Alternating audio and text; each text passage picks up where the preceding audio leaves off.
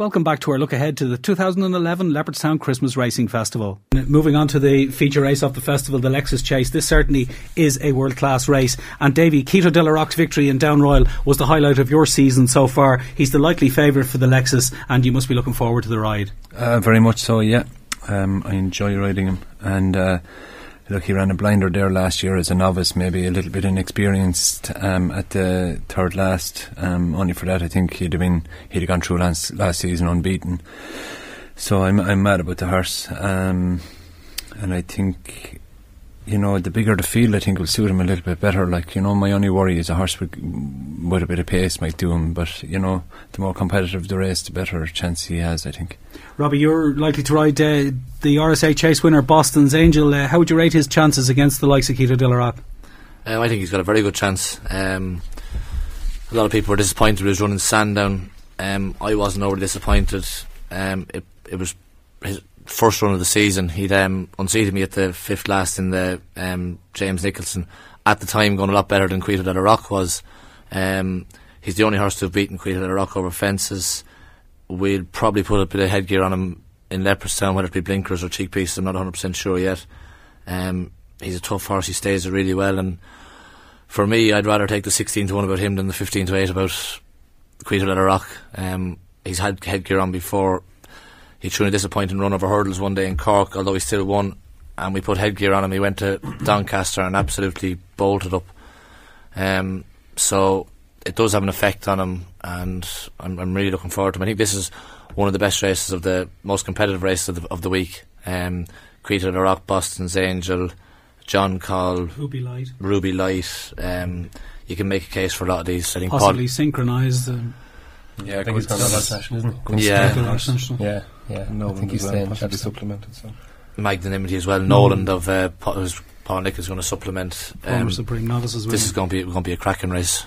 It will. Going back a few years ago, Denis, like this, even not criticising the fields of previous years, but like, I mean, we now have, you know, real quality horses here, whereas maybe 4 or 5 years ago we wouldn't have had the same quality. I think it's great now that the likes of punters will have an opportunity to assess last year's novices against the season campaigners, the Ruby Lights and the John Calls against the Magnanimities and the Keena de la Rocks and the Boston's Angels, and people will know when they leave Leopardstown that day, you know, our last year's novices as good as the season campaigners. I was hugely impressed by Ruby Light and Punchestown. The only concern that I would have is that race comes up 17 days after Punchestown, and to ask a horse to win 2 Grade 1s in bottomless ground at this stage of the year, it's a big ask. But I think he'd appreciate going 3 miles.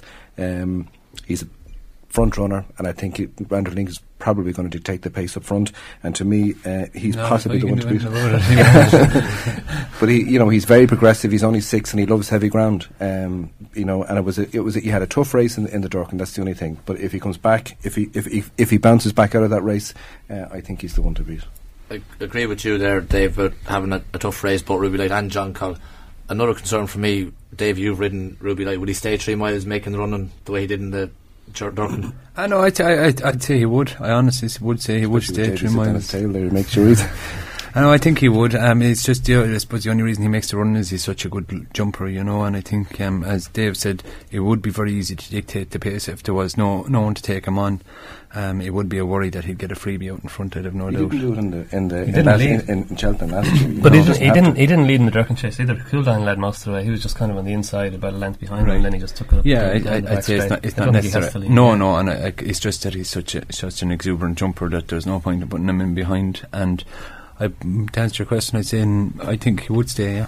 He's bred to stay. He is. He's by a wonderful sire. Yeah. And on the dam side as well. It is for sure. Yeah. Don, what's your view on the race? Who do you think will win it? I really like Ruby Light, but I'd agree with Robbie. I think Boston's Angel is seriously overpriced. Like, Keena de la Rock may win it, and good luck to Davy. Fair play to him if he does. But I wouldn't be backing him at 7-4, 15-8, and Boston's Angel beat him on this day last year, and the Sandown race that Robbie spoke about. Sandown wouldn't have suited Boston's Angel at all, and it was effectively a seasonal debut, and it took him a while to get into a rhythm, and those fences come very hard and fast down the back straight at Sandown, and even at that it looked going around to the pond fence like he was going to be involved. Like, I thought he might run on and win it. Yeah, and I couldn't. He's 4-1, which is probably just about right. I think 16-1 Boston's Angel is pretty big. It's a cracking race. And moving on to the fourth day of the festival, it's the Istabrack Festival Hurdle is the highlight on the Thursday. That's the final day of the festival. And Robbie, you have a big hand here with Oscar as well. He was second to 1,000 Stars in the Morgiana at Punchestown and must have a big chance here. Yeah, he does. Obviously, if Hurricane Fly turns up, he's going to be very hard to beat. My lad's improved a lot since the run in Punchestown. Like he did last season, he got better and better as the season went on. He seems to be at this stage in the season doing the exact same thing. His work is stepping up, he's getting better and better. I'm not for 1 minute going to sit here and say we're going to beat Hurricane Fly, but I do think wherever 1,000 Stars finish, I'll be a lot closer to him. It's another very good race with Voller the Vedette. More than likely, I would think, will turn up here if the ground is soft. She ran a cracker the last day. Yeah, so she's a mare again that I think is better this season than she was in previous years. She's improved a good bit. They tried to put her in foal, and maybe that's worked the oracle with her. It's amazing what a bit of love they do for a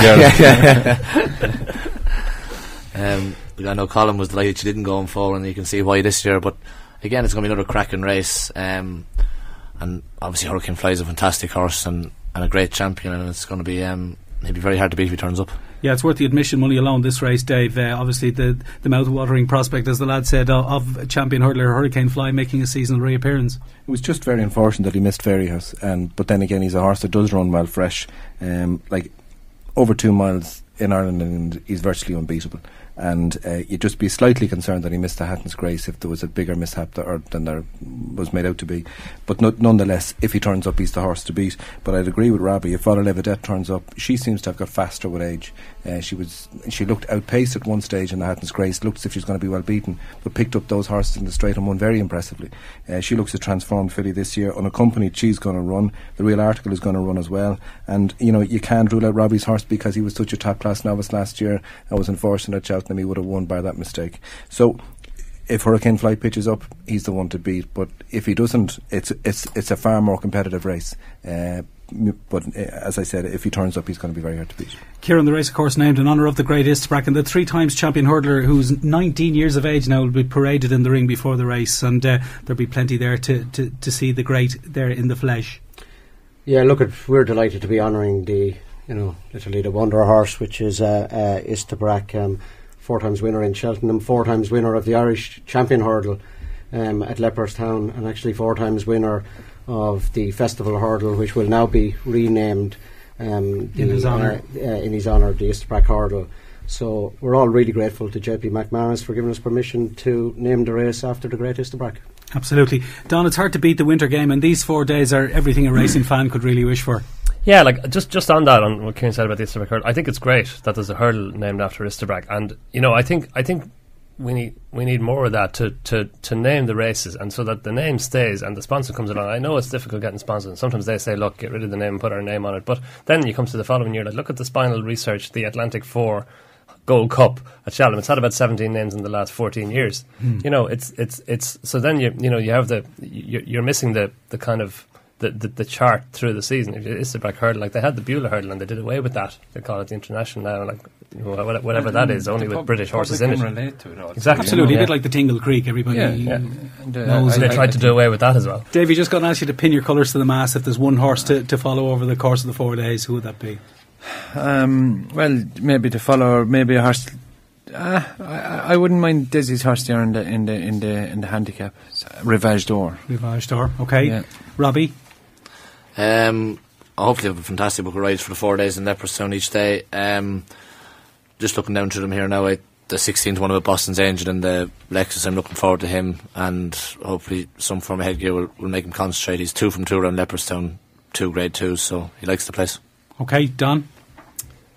I'd be between Ruby Light and Boston's Angel in the Lexus at the prices. Okay. Yeah.